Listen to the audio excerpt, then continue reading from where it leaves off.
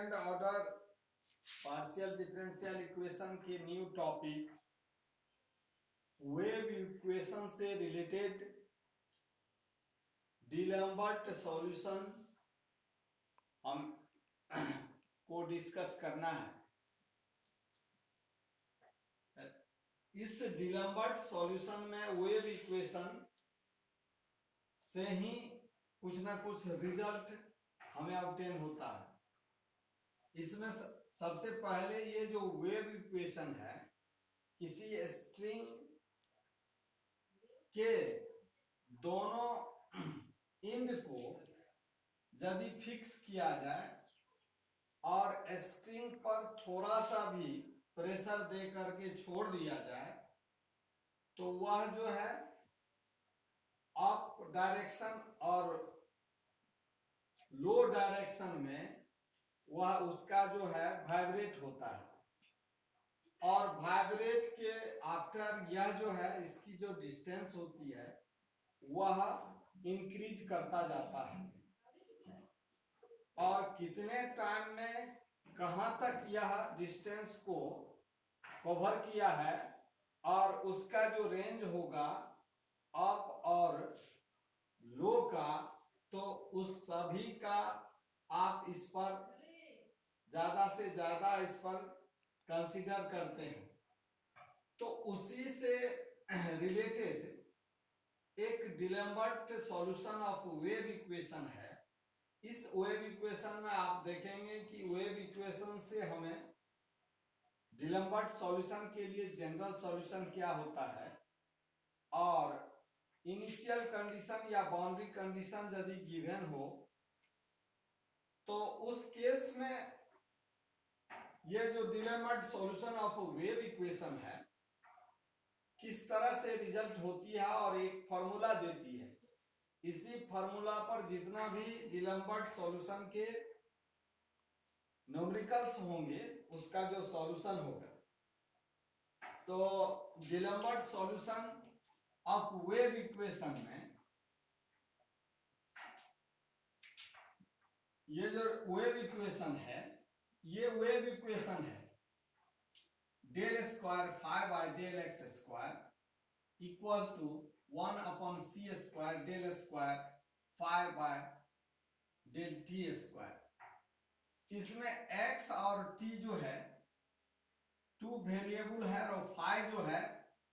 Dependent variable है, और c जो है एक मटेरियल, ये diffusion of material of substances है, यानी कि किसी सब्सटेंस के जो इसके जो डिफ्यूजन करने की जो नेचर होती है वह c इज द कांस्टेंट होता है, और सभी मटेरियल के लिए यह डिफरेंट टाइप्स के होते हैं, इसीलिए 1 बाय सी स्क्वायर हो जाता है। तो ये wave equation del square 5 by del x square equal to 1 upon c square del square 5 by del t square के। अब इसी से सॉल्यूशन के लिए एक जनरल सॉल्यूशन हमें ऑब्टेन करना है। उसके लिए क्या करते हैं, एट फर्स्ट हम किस तरह से डेरिवेशन करते हैं जनरल सॉल्यूशन के लिए डिलम्बर्ट प्रोसेस से। तो at first u and v are two independent variables को हम एज्यूम करते हैं, और उसमें ये जो वेरिएबल्स है x और t और c सभी इसमें जो है कंबाइन होते हैं। तो u equals to x plus C t और v equals to x minus C t. इस तरह से इसको दो इंडिपेंडेंट वेरिएबल को हमने सब्स्टिट्यूशन किया है, एजम्पशन किया है, और उस एजम्पशन में इसके जो ये जो इंडिपेंडेंट वेरिएबल है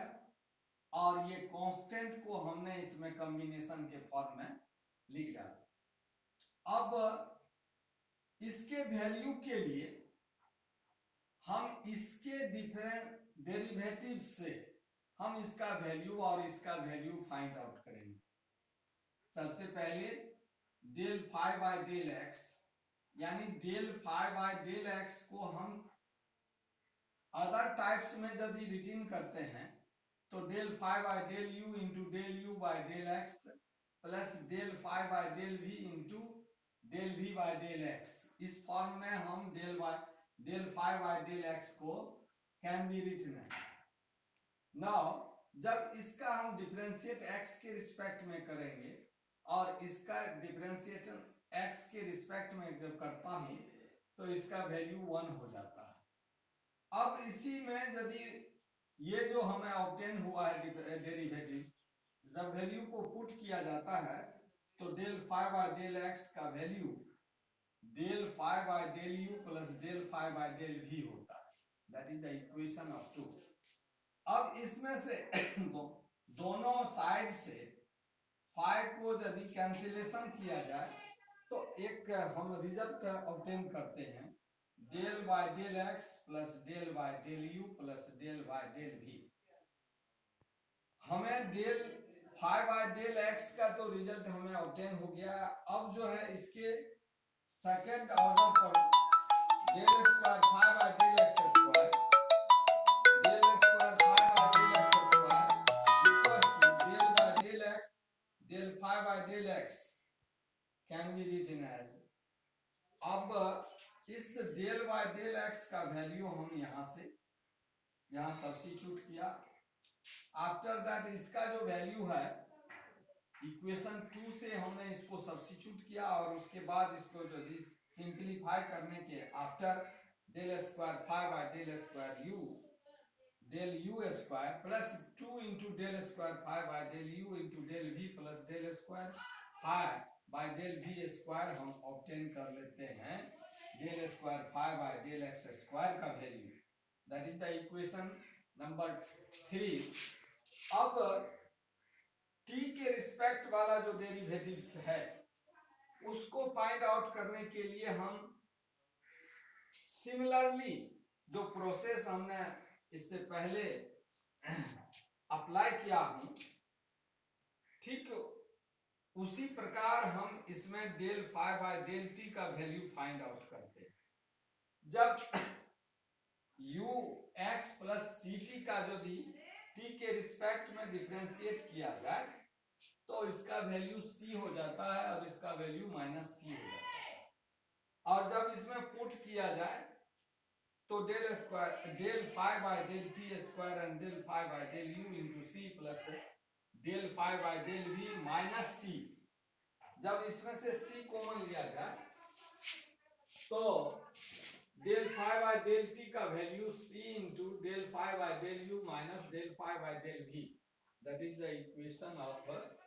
ये फोर्थ इक्वेशन। इसमें से 5 को कैंसिलेशन करके after del by del t equals to c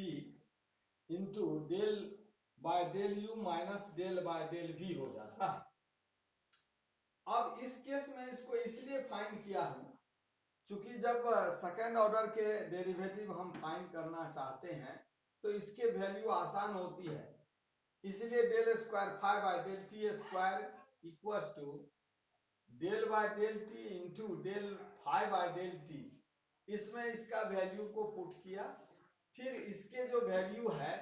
यहां से इक्वेशन 4 से हमने पुट करके इसको सिंप्लीफाई किया। सिंप्लीफाई करके after del square five by del t square equal to c square into del square five by del u square minus 2 del square five by del u into del v plus del square five by del v square. ये हमें fifth equation obtain हो जाता है। तो equation number 1 में 3 और 5 यानी del square five by del x square और del square five by del t square का वैल्यू यदि पुट करता हूं तो ये दोनों साइड में कुछ कैंसिलेशन होता है। कुछ टर्म्स जैसे माइनस ये 2 del square five by del u into del v और minus 2 into del square five by del u into del v, इसको यदि इसको कंबाइन किया जाए तो 4 del square five by del u into del v equal to 0 हो जाता है। अब इसमें 4 से डिवाइड किया जाए 0, दैट इज 0। इंटीग्रेटिंग करते हैं first with respect to v, with respect to v, इसमें भी with respect to u करते हैं। तो इन केस में आप क्या देख रहे हैं कि ये जो केस है, जब इसका इंटीग्रेशन करूंगा v के रिस्पेक्ट में, तो del phi by del u equals to f of u। f is the any function of u ये आर्बिट्रेरी फंक्शन है। जब v के रिस्पेक्ट में इंटीग्रेशन करते हैं तो उसके कॉम्बिनेशन में जो भी इंडिपेंडेंट वेरिएबल रहता है उसके कॉरस्पॉन्डिंग ये आर्बिट्रेरी फंक्शन इसमें रिटर्न किया जाता है। फिर इसको यदि आप u के रिस्पेक्ट में जब इंटीग्रेशन करेंगे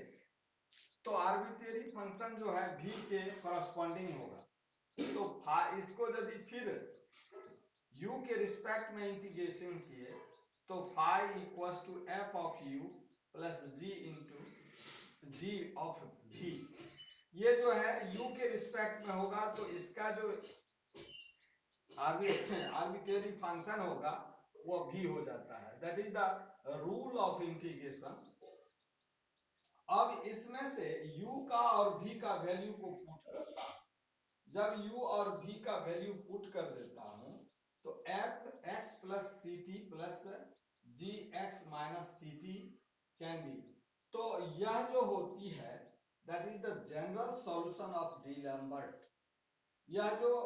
हमें रिजल्ट ऑब्टेन हुआ है that is a D'Alembert solution, general D'Alembert solution हमें ऑब्टेन हो गया। Hello, integrating with respect to v है, हम इसको इंटीग्रेट करते हैं v के रिस्पेक्ट में, तो ये जो डेल बाय डेल v होता है और वह टाइप्स जो रेस्ट बचेगा del phi by del u बचेगा, क्योंकि v के रिस्पेक्ट में हमने किया। लेकिन जब आर्बिट्रेरी फंक्शन देते हैं तो v के क्रॉस ये जो u के कॉरस्पॉन्डिंग आर्बिट्रेरी कांस्टेंट लिखना होगा, क्योंकि v यदि v से करते हैं तो u के कॉरस्पॉन्डिंग आर्बिट्रेरी फंक्शन लिखना होगा। जब u के रिस्पेक्ट में इंटीग्रेशन करते हैं तो v के कॉरस्पॉन्डिंग आर्बिट्रेरी कांस्टेंट इसमें जो है ऐड करना पड़ता है। यही मेन थिंग है, दैट इज द टोटल या इंटीग्रेशन टोटल इंटीग्रेशन की जो रूल्स है वही इंटीग्रेशन के रूल यहाँ पर अप्लाई होती है। और इस अप्लाई में आप देखते हैं कि यदि u और v दो इंडिपेंडेंट वेरिएबल है और किसी फंक्शन को u के रिस्पेक्ट में यदि आप इंटीग्रेशन करते हैं तो आर्बिट्रेरी फंक्शन v के करस्पॉन्डिंग रखना होगा, और यदि u के रिस्पेक्ट में करते हैं तो v के रिस्पेक्ट करस्पॉन्डिंग आपको ये आर्बिट्रेरी फंक्शन को आपको लिखना होगा। तो इस तरह से हम एक जनरल सॉल्यूशन ऑब्टेन कर लेते हैं। Clear? Yes sir, yes sir. अब यहां तक जनरल सॉल्यूशन हमको ऑब्टेन हुआ है, लेकिन वेव इक्वेशन जो होती है इसमें बाउंड्री कंडीशन गिवन होता है, और उस बाउंड्री कंडीशन पर ये जो जनरल सॉल्यूशन का रिजल्ट क्या होता है आफ्टर दैट आप देखिए इसमें। But given the boundary condition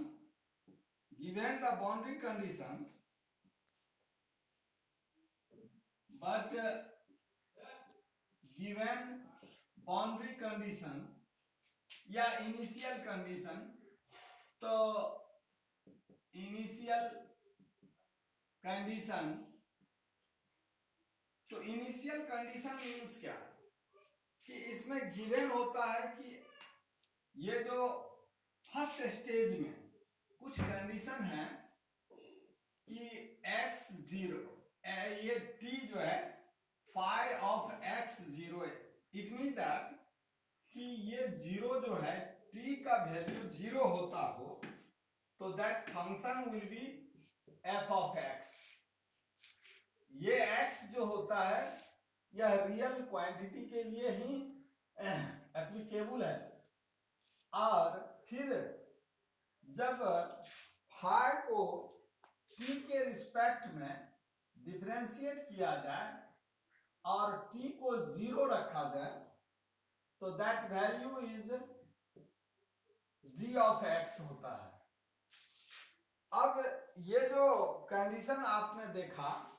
हम जो जनरल सॉल्यूशन ऑब्टेन किया है, उस कंडीशन में हम क्या करते हैं कि f और g के साथ में उसको थोड़ा सा चेंज करता हूं, क्योंकि सॉल्यूशन में इजी होगा और यह जो है कंफ्यूजन हमें बना नहीं रहेगा। इस कंडीशन से हम क्या करता हूं कि that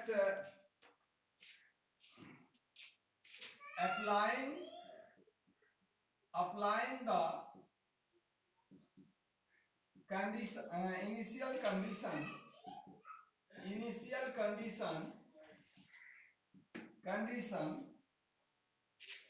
into general solution of D'Alembert।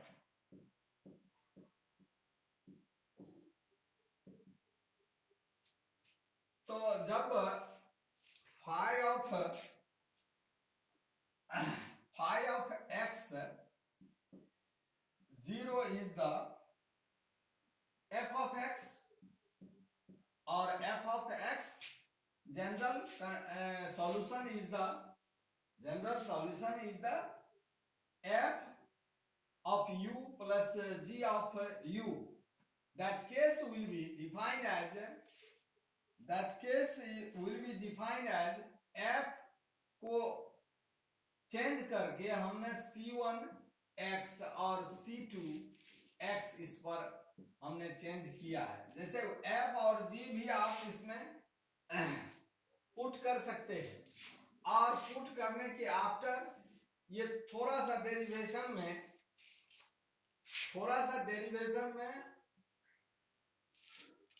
Confusion ला सकता है, इसीलिए हमने किया। अब दूसरा केस जो है फाई ऑफ t जो है, यानी डेरिवेटिव ऑफ फाई जो है x0, इसका वैल्यू को ऑब्टेन करने के लिए del phi by del t और इसमें t का वैल्यू 0 पुट करने पर, so that case will be del c1 x plus ct, यानी कि इसके जो कंडीशन है, जैसे x what x, that case is u and b। अब इसमें यदि हम x plus ct c1 case के लिए जब इसको डिफरेंशिएट किया तो x plus ct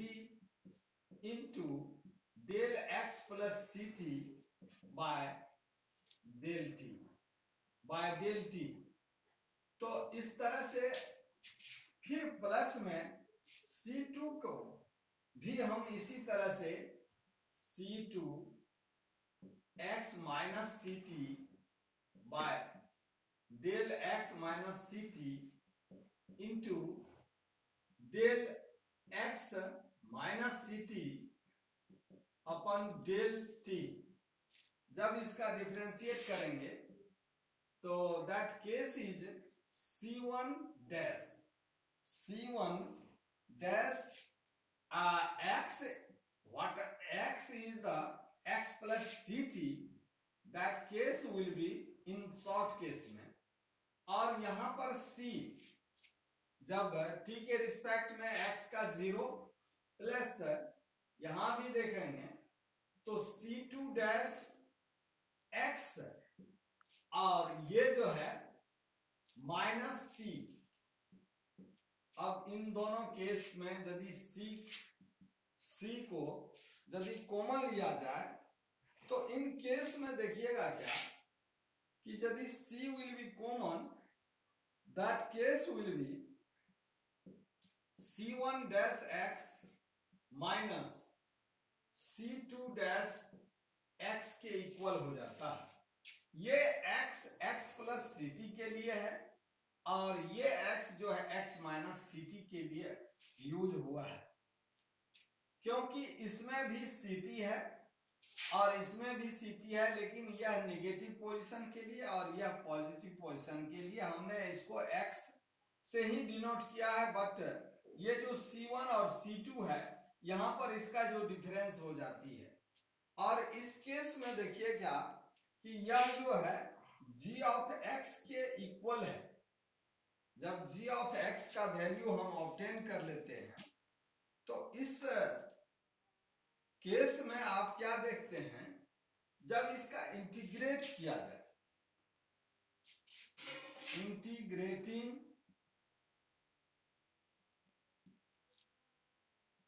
under the limit या under the range fixed point, under the fixed point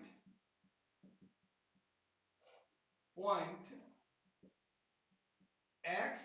0 and x, दो फिक्स पॉइंट पर इसको हम डेफिनिट इंटीग्रेशन के फॉर्म में कन्वर्ट करते हैं। तो उस केस में आप देखेंगे क्या कि lower limit x 0 to x g of x into d x plus ये c कॉमन। अब इस केस में जब integrating x 0 to c1 dash x dx minus integration 0 to x c2 x ये और dx, जब इसका इंटीग्रेट करता हूं तो यह रिजल्ट जो होती है, यानी इस केस में देखिए इसके जो डिफरेंशियल साइन है, जैसे c डैश है, c1 डैश है या c2 डैश है, वह कैंसिल हो करके हमें at first x0 naught x c1 x और इसके जो लिमिट होंगे x0 टू x और इसके भी जो लिमिट होंगे c2 and x0 to x। अब ये जो केस है इसमें यदि हम लोअर लिमिट और अपर लिमिट को पुट करता हूं तो that case will be 1 by c, ये डिवाइड हो गया दूसरे side x0 to x g of x dx, it is a c1 x। First वाला जो ये अपर लिमिट है मैं उसे एट फर्स्ट दोनों टर्म्स का लिख देता हूं and second term is minus c1 x0 और प्लस c2 x0। इस केस में देखिए आप, चूंकि हमें c1 और c2 के फॉर्म को कैलकुलेट करना है, इसलिए c1 और c2 जो कि x फॉर्म में है उसे वन साइडेड करते हैं। और वन साइडेड में जब इसका वैल्यू, जैसे ये जो वैल्यू है आपका, ये c1 x plus c2 x minus c2 x, that value is c2 x0 minus c1 x0 and plus 1 upon c x0 to x g of x dx। Second case के लिए अब तो आप ये दैट इक्वेशन इज 8, 7 तो इस case में देखिएगा कि यह जो इक्वेशन है और जनरल इक्वेशन जो हमने फाइंड किया है, जैसे कि ये C1 एंड इक्वेशन नंबर 7, ये जो C1x है प्लस C2x है वह f ऑफ x है, इक्वल है। जब इसको ऐड किया जाए तो adding and subtracting respectively then जब एडिंग करेंगे तो इसका वैल्यू 2C1x ये cancel and it is C2x0 minus C1x0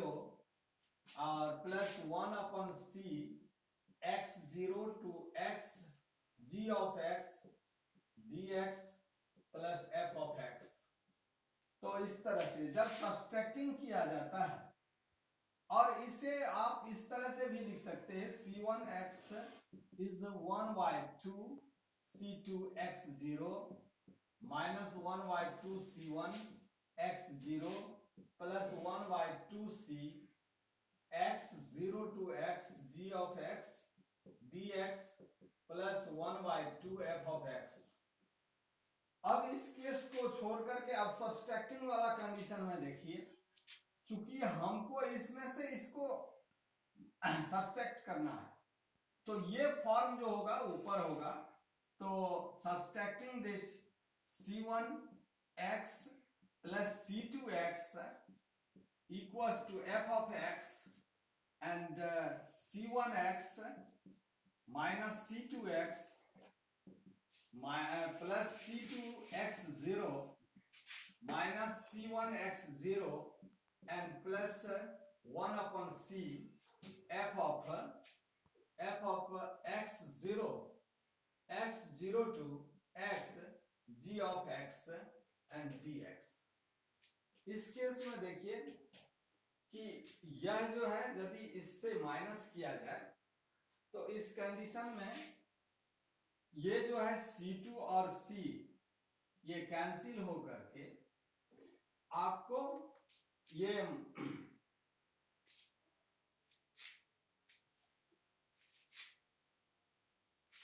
जब इसको सिंप्लीफाई किया जाए तो इसका वैल्यू C2x इज या 1 अपन C2x माइनस में, ये माइनस में हो जाएगा x0 और प्लस 1 अपन 2C1 x0 और plus 1 by 2C1 g of x x0 x है g of x है एंड dx है माइनस में। तो इस तरह से हमें ये दोनों कंडीशन यानी कि C1x और C2x का वैल्यू को यदि जनरल सॉल्यूशन ऑफ डीएलएम्बर्ट में पुट किया जाए तो डीएलएम्बर्ट सॉल्यूशन में पुट करने पर फ्रॉम इक्वेशन 6 में यदि पुट किया जाए तो वी हैव, यानी कि ये जो इक्वेशन है इस तरह से फाई ऑफ xt और C1 x plus ct plus C2 x minus ct के फॉर्म में यदि इसे डाइवर्ट किया जाए तो it is the condition of given 1 by 2 C2 x0 minus 1 by 2 C1 x0 plus 1 by 2 C and x0 to x g of x dx plus half f of x, it means that cx plus t and जहां ये x है, f of x is the x plus C t due to C1 का value हमने put किया है। अब जब C2 का वैल्यू हम पुट करने जा रहा हूं तो माइनस हाफ C2x0 और प्लस हाफ C1x0 और minus 1/2C x what x is x plus ct and x minus ct and x0 g of x dx plus half f of x minus ct। यदि इसको calculate किया जाए तो zero वाला जो भी terms है वह कैंसिल होकर के इंटीग्रेशन के रूल से यदि इसके लिमिट को कॉम्बिनेशन किया जाए तो दैट रूल विल बी यहां पर f of x plus C T plus half f of x minus C t और इस प्लस ये दोनों के जो लिमिट हैं कॉम्बिनेशन के फॉर्म में, और इसे it will be written as x c minus t. जब इस लिमिट को आप लोअर लिमिट में चेंज करेंगे दैट ये जो माइनस है वो प्लस हो जाएगा और जो प्लस होता है वो minus x plus C t g of x into d x. तो ये जो कंडीशन हमें या रिजल्ट हमें ऑब्टेन हुआ है तो यह रिजल्ट जो है D'Alembert solution of wave equation है। Required solution D'Alembert solution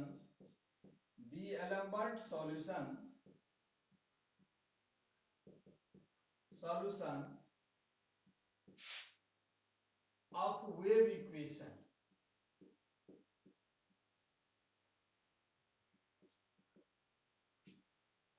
hello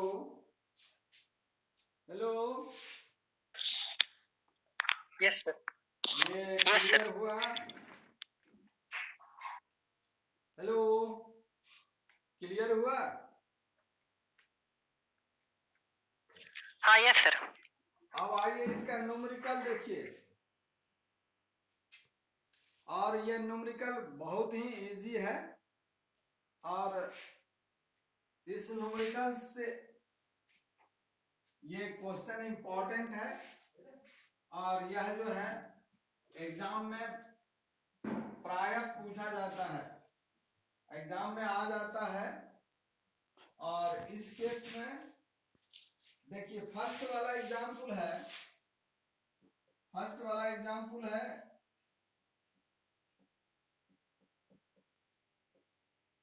find the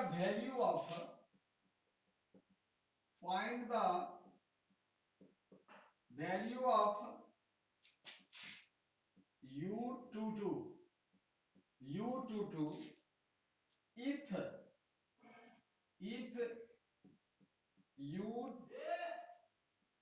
utt is equals to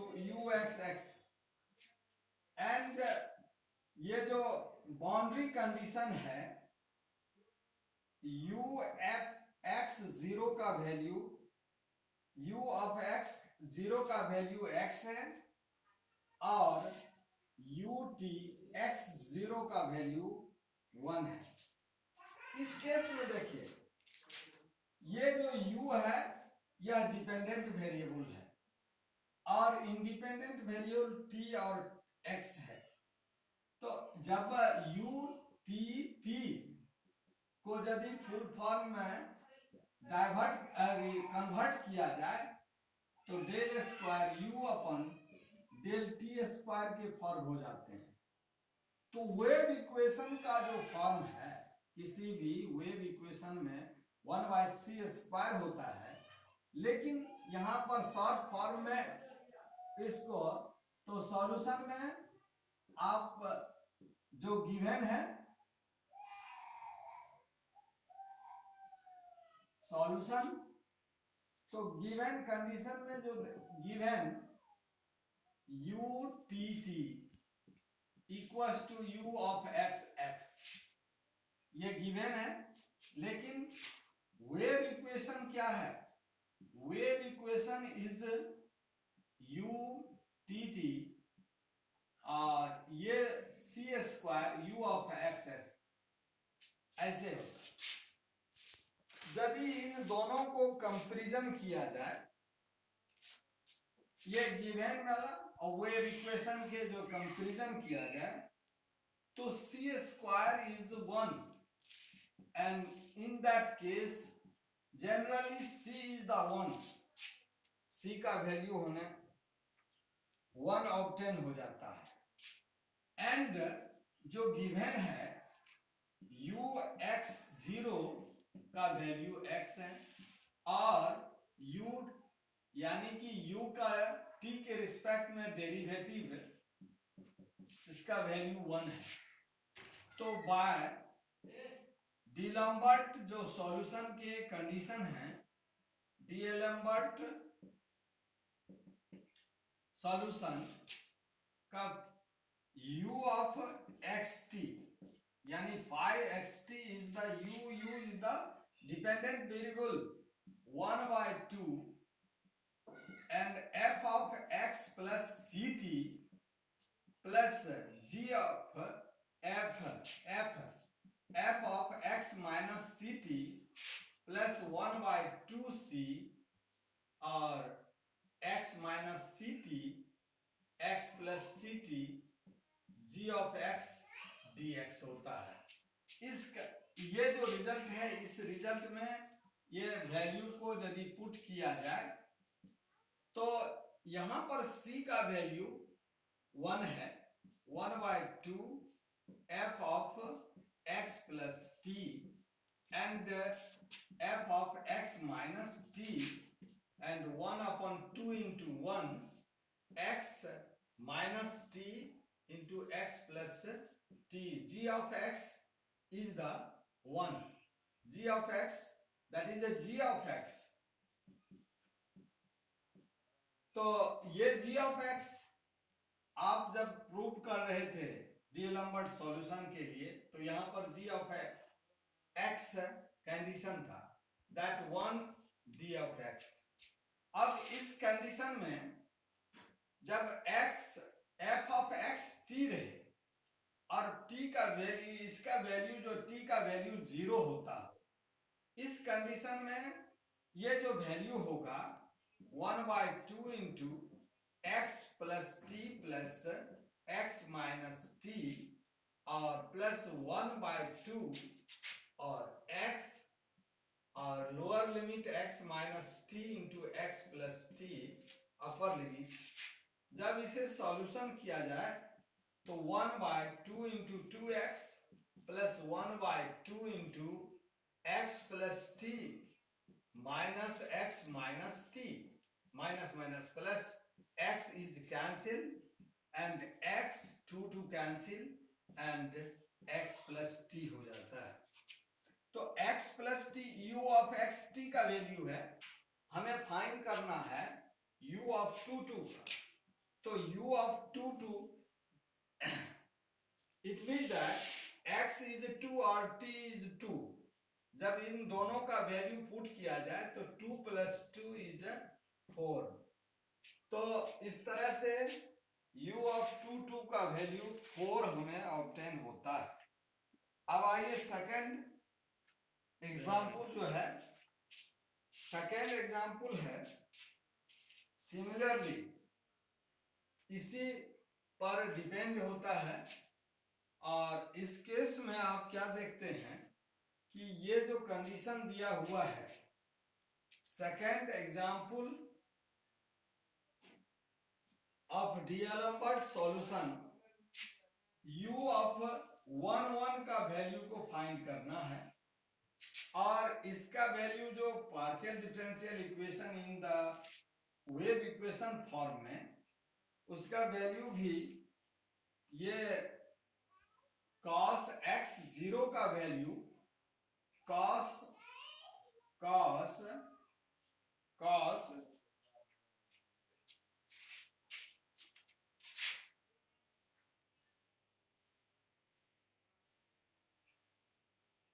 cos 5 pi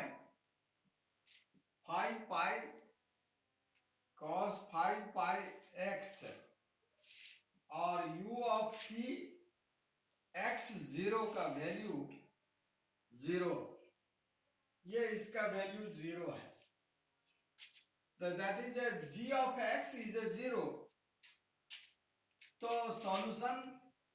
similarly जैसे आपने पहले वाला फॉर्म में देखा उसी तरह से given u t t plus equal to c square u of x x,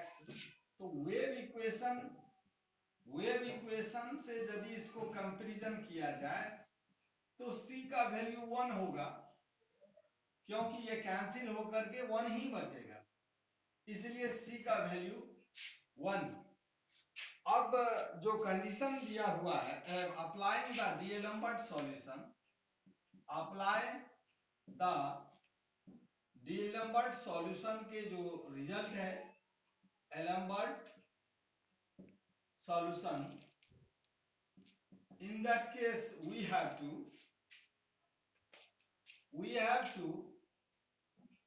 f of x या u के फॉर्म में है तो u of x t is half f of x plus ct और plus f of x minus ct plus half c और x minus ct plus x plus ct g of x dx के equal है। अब इसमें ये value put करना है और जो गिवन कंडीशन है उस पर 1/2 c का वैल्यू 1 है और f of x plus t plus f of x minus t और 2 that is x minus t into x plus t g of x dx। यहां पर x का जो वैल्यू होता है, g of x जो होता है, यह x एक पैरामीटर के फॉर्म में और वह पैरामीटर के फॉर्म में रहते हुए इसमें x का वैल्यू आप किसी भी x plus ct या x minus ct के फॉर्म में कन्वर्ट नहीं कर सकते हैं, क्योंकि इसके जो वैल्यू हैं x plus ct का वैल्यू, तो हाफ cos 5 pi x के जगह पर x plus ct, तो x plus ct का value x plus t and cos 5 pi x minus t और ये g of x का वैल्यू 0, g of x का वैल्यू यदि 0 होता हो तो in that case totally term, ये जो टोटली टर्म्स है ये 0 हो जाएंगे। अब इस कंडीशन में चूंकि 5x x plus t और इस केस में यदि आप जो वैल्यू फाइंड करने के लिए u11 का वैल्यू यानी x का वैल्यू 1 और t का वैल्यू 1 पुट किया जाए तो cos 5 pi 1 plus 1 plus cos 5 pi 1 minus 1। अब इस केस में 1/2 cos 10 pi प्लस cos 0 होगा। अब यहां पर cos 10 pi का वैल्यू cos 2 into 5 pi यानी 2 pi के मल्टीपुल में यदि इसका वैल्यू फाइंड आउट करना हो तो इसका वैल्यू 1 होता है और 0 का भी वैल्यू 1 होता है, तो 1 plus 1 and that is 1। तो इस तरह से सेकेंड एग्जाम्पल के जो रिजल्ट हैं वह 1 1 हमें फाइंड हो गया। अब हाँ